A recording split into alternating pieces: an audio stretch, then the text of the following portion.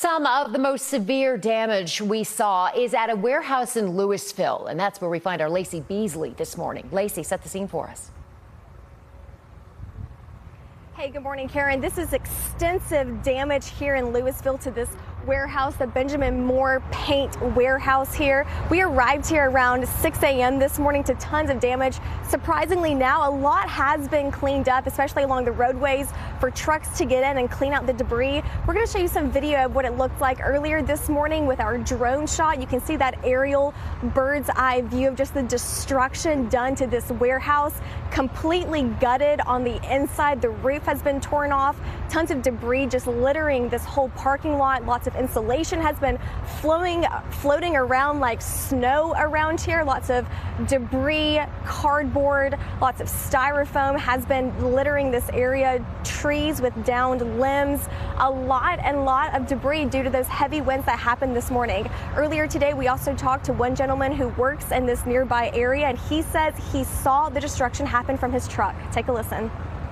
I was in my truck right here, and I first heard something very loud, and then I looked behind me, and then there was just this huge debris, like vortex and tornado behind my truck, and I just was able to pull around that building over there and get out of the way.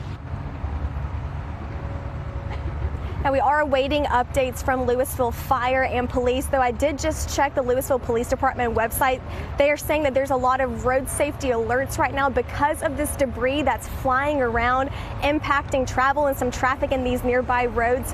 We're off Highway 121 near Leora Lane, where there has been some debris there, tree limbs, and they just warn drivers to be cautious on the roads. Karen. All right, Lacey, thank you very much. Appreciate that live update. Let's go east now to Collin County, where storms caused damage in McKinney. Our Lauren Crawford just arrived on scene. So, Lauren, where are you exactly, and what are you seeing?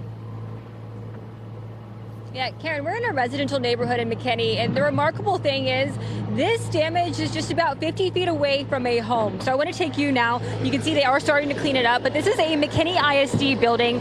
This is where they stored the air filter system, but the power of that wind just ripped off the back wall of the structure, the back of the building right here, and you can see just thousands and thousands of pieces of cinder block remain out here this morning. Now, we talked to some neighbors who heard the powerful winds and the gusts last night, and they took cover in their hallway closet in the middle of the house, just right next door here. Here's what they had to say. When my grandson come out, he said, "God, look, Grandpa." So we looked out there and across the street, next door, and it must have been some pretty powerful winds because they still were talking about 70 miles an hour. Yeah, neighbors in McKinney tell us that this appears to be an old building, at least 60 plus years old. It looks like the old cinder blocks might have not been able to withstand that powerful wind and the storms early this morning. Right now, crews are trying to clean up the mess, but neighbors are just very thankful that their house is still standing, and what happened just 50 feet away from them could have ended a lot worse. Right now, we have talked to some people out here on scene. Thankfully, nobody was inside the building this morning when that back wall was ripped off, and but we have learned that there are some downed power lines in the area. There's also some other structural damage, but really this has been the most significant we've seen out here in McKinney. Neighbors do tell us they think a tornado might have hit, so that's a possibility as we wait to learn more. But we talked to, again, another neighbor who said that shelter, was a key priority for her and her family early this morning. I think so. My daughter says it's a tornado, because her friend was coming into work and she saw it was black with the lightning. It lit up the sky and it looked like a swirling. One of her other friends heard a freight train, not outside of McKinney, but it's still scary. Scary. I think it was a tornado.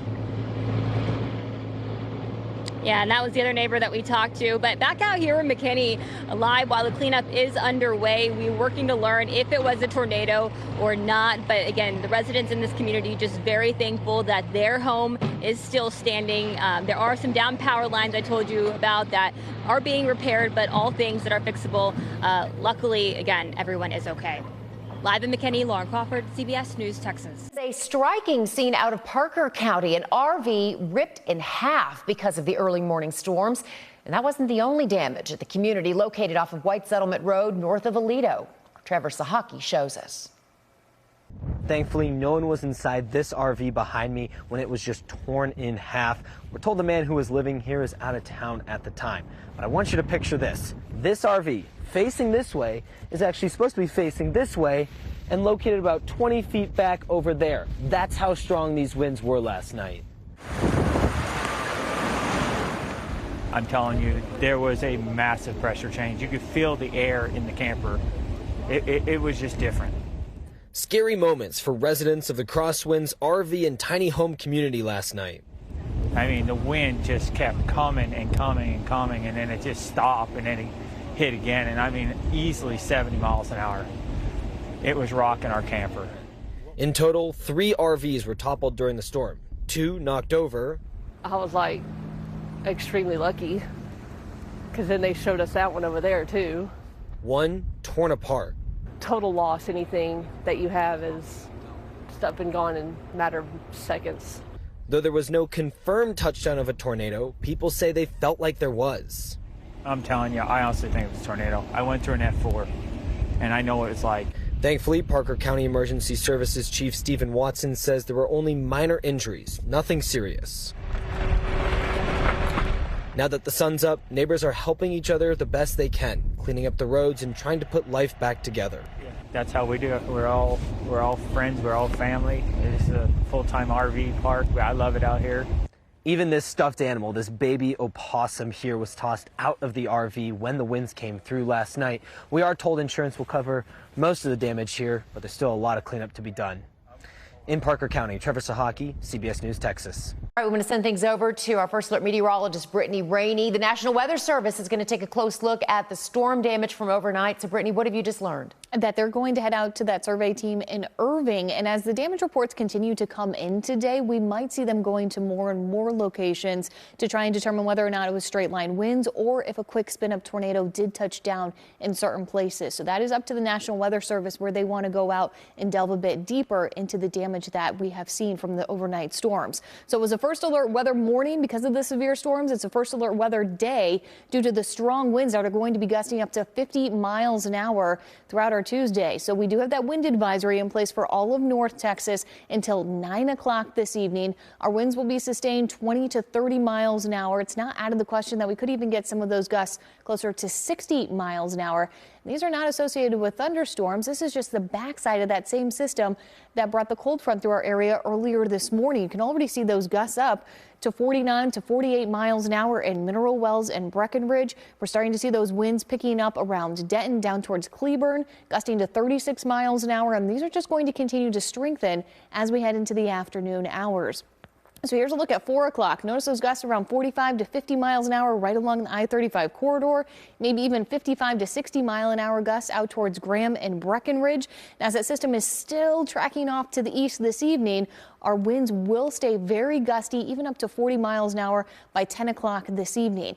We did get rain this morning, but we didn't get high rainfall amounts out to the west. And we're drying out very quickly with drier air moving in and those strong winds. And those two things combined, that lowers that humidity and increases our fire threat. We're even going to see some blowing dust as well with these strong winds. So don't be surprised if you see some dust on your cars as we head into the afternoon hours.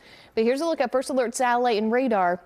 And there are the storms that moved through this morning. We're in this little bit of a break, but we still have the backside of this system that has to move through the area. So that's going to increase our cloud cover this afternoon, maybe even an isolated shower possible as well. Most likely that's going to stay just to our north in Oklahoma, but because of the tight pressure gradient with this, we are really looking at those winds picking up. And then clear skies tonight. We'll have some cooler air in place as we start off your Wednesday.